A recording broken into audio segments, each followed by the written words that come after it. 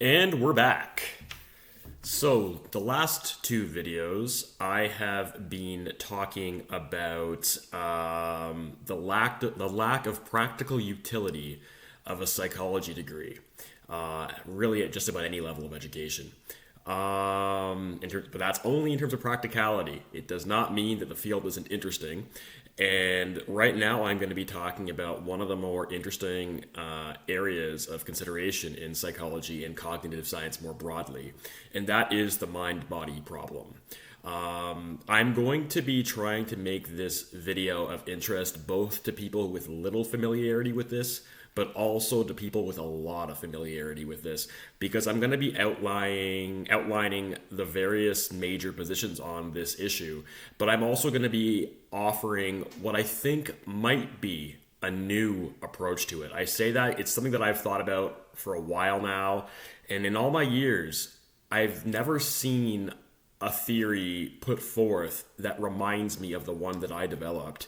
And to be honest, it kind of surprises me because I don't think that the idea is that non-obvious to people that are well versed in the field. But anyhow, so I really would love to hear from any people in the cognitive science, psychology, research communities what they think of the fourth kind of theory I'm going to offer.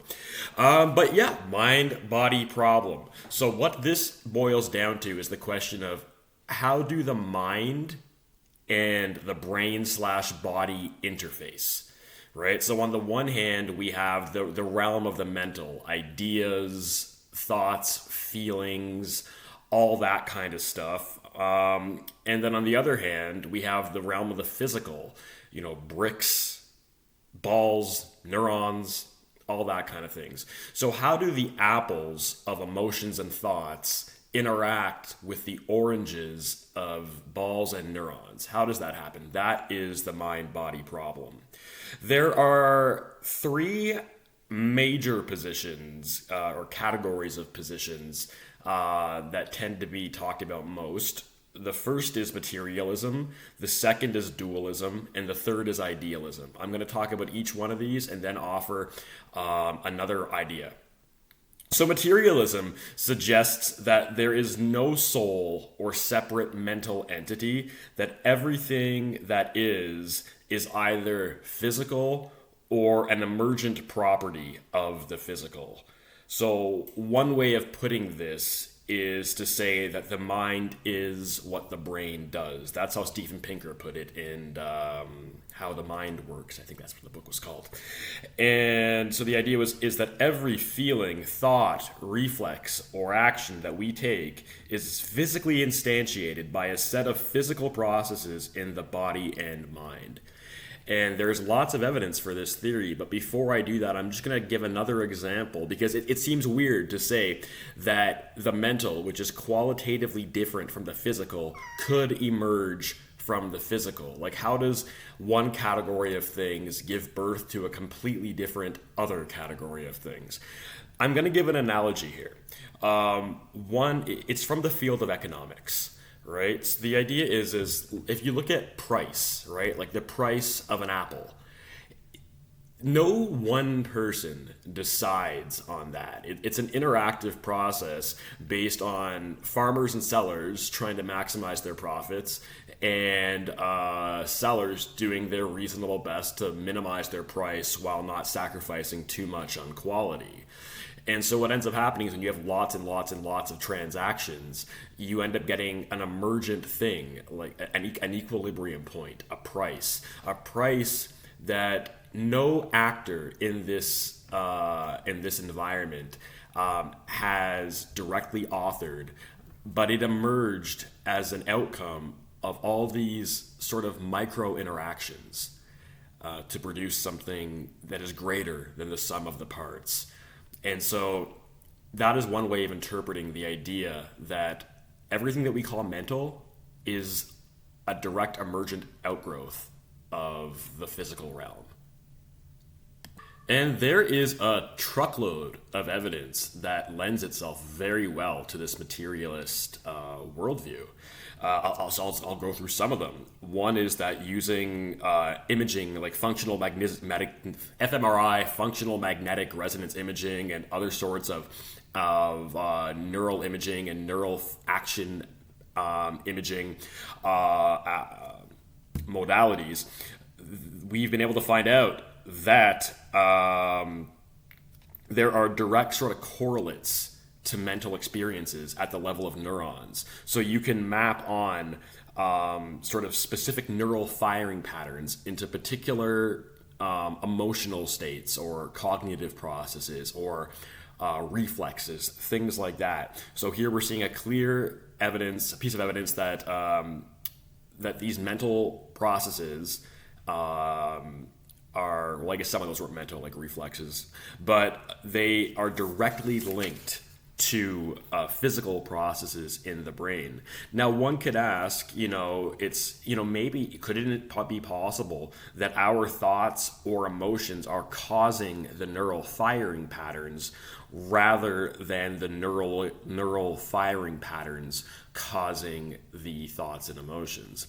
This seems unlikely because they've done all kinds of studies showing that they can detect neural activity patterns that correspond to a certain cognitive, emotional, or physical process that occur prior to the thought, emotional, or physical process occurring, which suggests that the neural action pattern is, if anything's causing the other, it's the neural action pattern causing the psychological state and the corresponding behavior decision.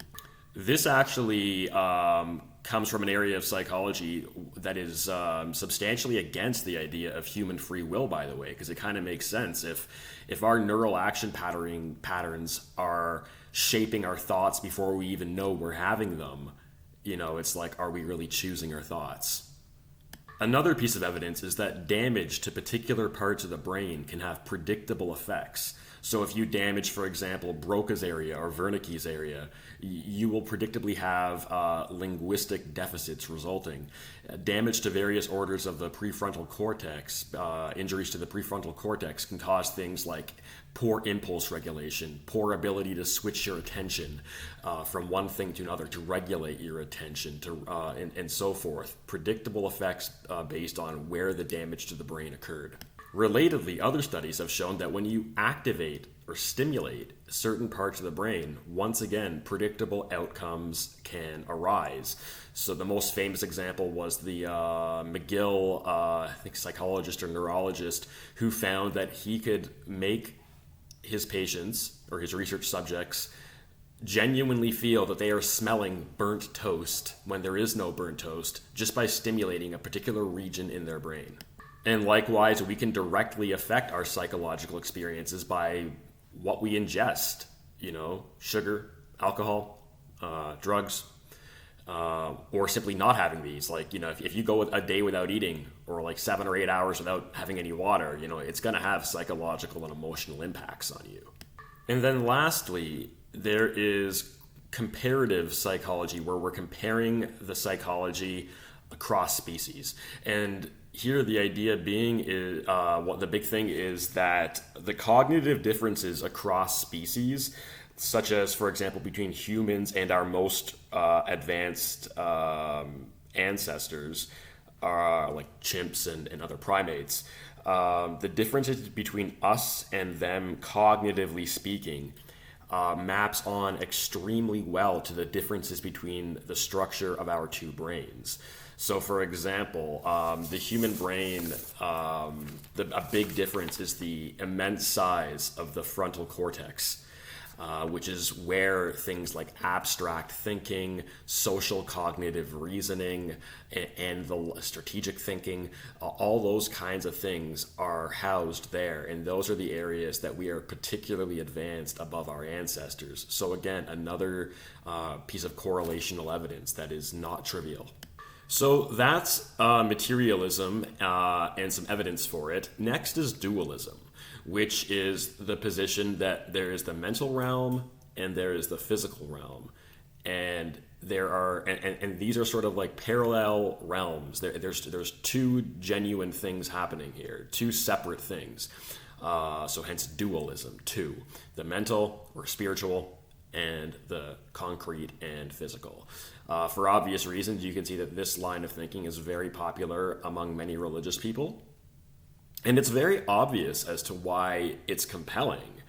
It's like the two are just obviously qualitatively different. They very much are apples and oranges. Like, you could map out the neural activity pattern that corresponds to the psychological experience of eating chocolate, and you could like lay it out with 100% specificity to the point where there is a perfect one-to-one correspondence between the psychological experience of eating chocolate and the neural action pattern model you've created, or just the functional imaging you've taken of the brain. One-to-one correlation. In philosophy, they call this type token identity. But the idea being is that these might be in direct correspondence to each other, but they are qualitatively different, right? Like, there is something qualitatively different about tasting chocolate versus having a perfect neural image of a person tasting chocolate. But while there is this intuitive appeal to dualism, dualism is not without its problems. It's like, yes, the physical and mental realms, worlds, do seem to be qualitatively different, no doubt, but they clearly interact with each other. You know, thoughts and emotions can produce actions, and actions can produce thoughts and emotions. You know, like, your desire to have a piece of chocolate can directly inspire you to physically reach for and grab the chocolate. And if someone pinches you, a physical act, it's probably going to hurt, a psychological experience. So these two areas definitely are interacting. But then what about the fundamental foundational aspect of physics, which is that matter can only be acted upon by other matter? Thoughts are not matter. Like, how much does a thought weigh?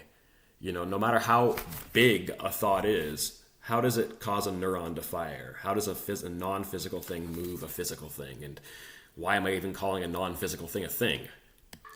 So that's your dualism for you.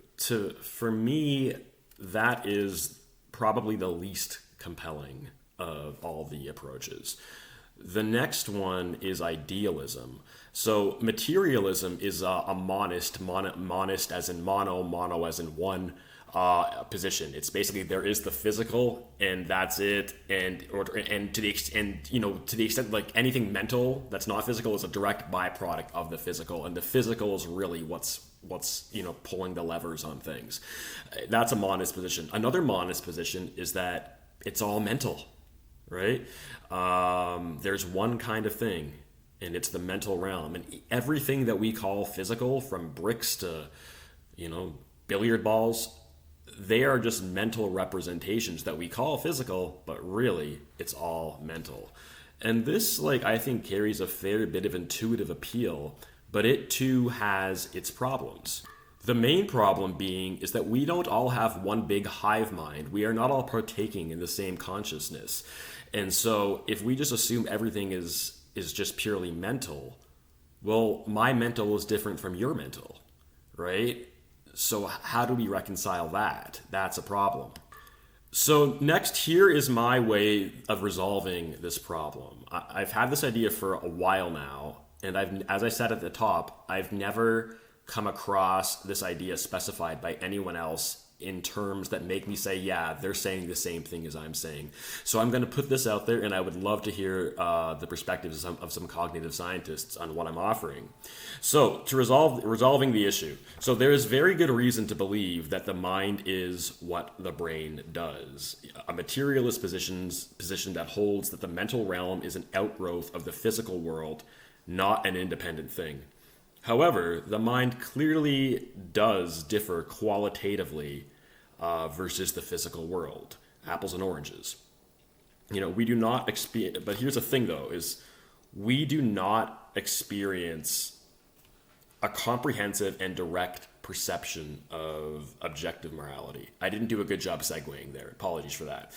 So here we're getting into my resolution, and the first point is that when we perceive the world, we do not perceive it in a comprehensive, direct sense. And this is because, by all appearances, the world is infinitely detailed. There's an infinite number of things that could potentially be noticed, and correlations and correspondences that could be paid attention to or looked out for. But we don't have brains that are infinitely big and infinitely fast. And so we can't be running an infinite number of computations. They call that a combinatorial explosion, where you just have so many combinations that it overwhelms any cognitive system. And so here's a thought experiment that demonstrates this conceptually. It was first offered by Daniel Dennett, who is like one of the leading philosophers of mind of his era, and it still is. The idea is that, okay, here's an experiment. A group of engineers, AI developers, develop a robot, and the job of this robot that they're programming it to do is to go out and get food. And for this robot, the food is a battery. And so they set it loose, and it finds a battery on a wheelbarrow. And so the robot goes and grabs the wheelbarrow and starts bringing it home. And the only problem is that the wheelbarrow, in addition to having the battery, it also has a bomb on it. And the bomb blows up and kills the robot, destroys the robot. Right? So the problem here is that it was able to consider the intended consequences of what it was doing, namely the battery will come with the robot, but not the unintended consequences. So in iteration number 2, the developers, they realize, we can't just program this thing to only consider what it intends to happen. We need to also get it to consider the unintended consequences. So in this iteration, they develop a computer with a bigger brain, and they set it loose, and it just stands there. Like, it sees the wheelbarrow with both things on it, and it just stands there and does nothing until the bomb goes off and blows it up. And so after that happens, the developers open up the black box, the computer's brain, to see what it had been doing just standing there. And what it had been doing was doing things such as saying, if I move closer to the wheelbarrow, I will be further from that tree, but closer to this other tree. I will be compressing these blades of grass, but not those. My position with respect to the sun will change a little bit. I'll be in shade in a way that I wasn't 3 steps ago. All those kind of things. It's considering everything, and that's why it sat there until the bomb went off, because it was considering everything. So then the AI developers were like, yeah, okay, the problem is that they were considering everything. The robot was considering everything. We need to make a robot that only considers the relevant things. And so they make another robot with a bigger brain, and the exact same thing happens. They set it loose, and it just stands there until the bomb goes off, and it was doing nothing the whole time. So once again, they open up the black box of the computer, its brain, and they find out that what it was doing was things such as, if I move closer to the wheelbarrow, I will be closer to this tree and further from that tree. This isn't relevant. I'm not going to consider this anymore. I will step on this patch of grass and cease to step on that patch of grass. This isn't relevant. I won't think about that anymore. So it's the exact same problem. And so the only way really to develop a solution to this is, and this is my old professor John Vervaeke put it in these terms, a cognitive system needs to simplify the sort of the search space in problem solving by intelligently ignoring almost absolutely everything. It's the only way to get anywhere. And this is actually an illustration of what's called the frame problem. The frame problem is basically the idea that when we're perceiving reality, we need to frame our perception in ways that are relevant so that we can be functional, because otherwise we will drown in an unending ocean of potentially relevant things. And it's like looking for a needle in a haystack. And so we do not have a comprehensive perception of reality, which is not at all surprising. Like, you say that to someone and they're like, yeah, of course. Like, I can't hear dog whistles, for example. There are certain people with red-green color blindness or just flat-out blindness. And this, in my opinion, is directly relevant and can be a big part of solving the mind-body problem. So the thing is, here it is again. We have the mental and the physical, qualitatively different. In physics, we understand that the physical can only be acted upon by other physical things. Matter can only be affected by matter. Yet clearly, we see the two interacting. Pinches hurt, and the belief that your dog is dead causes you to physically cry, for example. They definitely interact. So maybe the answer is sort of analogous to the dog whistle problem. Someone blows a dog whistle, we can't hear anything, yet we have good evidence to believe that the dog whistle actually is a thing because one, the dogs are freaking out, and two, we can use radio wave, sound wave detectors to pick up the things that our ears can't pick up. So we know there's something there that's real. So just as we cannot hear the dog whistle, we cannot see the interface between the mental and the physical. But it must be there because they do interact.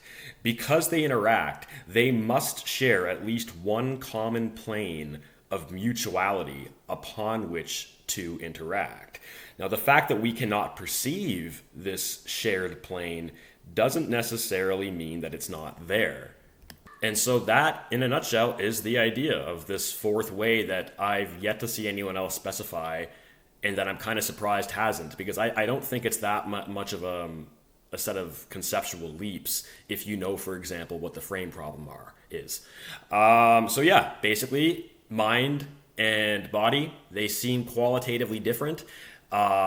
Per all of, physical sciences, matter could only be affected by other matter, yet clearly matter is affected by our wants and our ideas, so they must be interacting. We know that humans do not have, no species has comprehensive perception of reality, because that would take an infinite cognitive computational device, which we do not have. We cannot have infinitely big brains that are infinitely fast. It wouldn't work. And so our brains necessarily have to simplify the world, represent the objective world out there in some simplified kind of way that is functional for us.